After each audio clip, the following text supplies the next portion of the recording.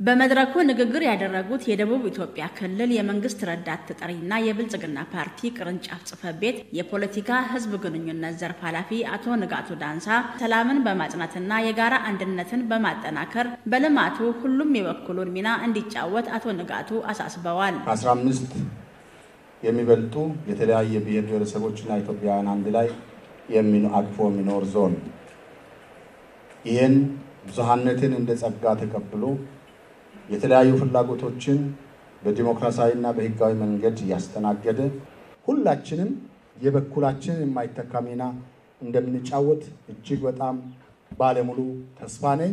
የደቡብ ኦሞ ዞን ብልጽግና ፓርቲ ጽሕፈት ቤት ኃላፊና የመንግስት ዋና ተጠሪ አቶ ታደሰ ጋልቦክ ወቅቱ መሰባሰብን የሚጠይቅ በመሆኑ የሐሳብ ልዩነቶች ቢኖሩም ያለውን የተፈጥሮ ጸጋ በአግባቡ ለመጠቀም የሐሳብ ልዩነቶችን በመነጋገርና በመፍታት በየዘርፉ ያሉ አመራሮች ኃላፊነታቸውን መወጣት እንዳለባቸው መልእክት አስተላልፈዋል። አሁን ባለን ነባራዊ ሁኔታ ሰብሰብ ማለትን ነው የሚጠይቀው። የሐሳብ ልዩነቶች አይጠፋም። ደቡብ ኦሞ እንደሚባለው እግዚአብሔር የሰጠው ጸጋ በራሱ እኛን ሀብታም ያደርገናል። ይሄ አትጠራጥሩ።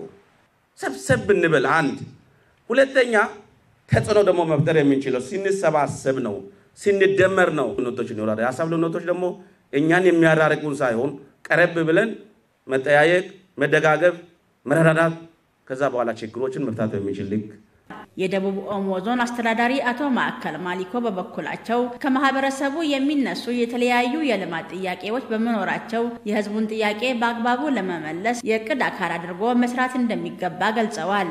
መንገድ ያጋለ ቅድም ሲነሳ ነበረው ትምህርት ቤቶች አካባቢ የሚነሱ በጣም በርካታ ችግሮች አሉ። ይህንን በደንብ ወስተን ቀጣይ የስራችን አካል እቅዳችን አካል አድርገን እንሄዳለን።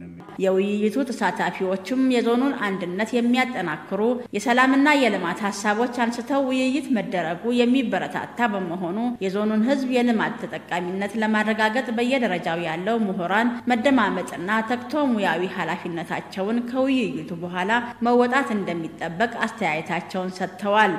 የዞናችን አንድነት የሚያጠናክሩ ሐሳቦች ተነስቶ ውይይት አድርገናል። በየደረጃው ያለው መደማመጥ፣ መከባበር፣ መምራት ከዚህ ውይይት በኋላ ተጠናክሮ ቢቀጥል በደቡብ ኦሞ ዞን የሚደረገው የምሁራን መድረክ ስለ ሰላም፣ ስለ ልማትና ስለ አንድነት መድረክ ነው። ስለዚህ እኛ እንደ ምሁራን ደግሞ ተሰብስበን ስናወራ ስለ ሰላም፣ ስለ ልማትና ስለ አንድነት ነው።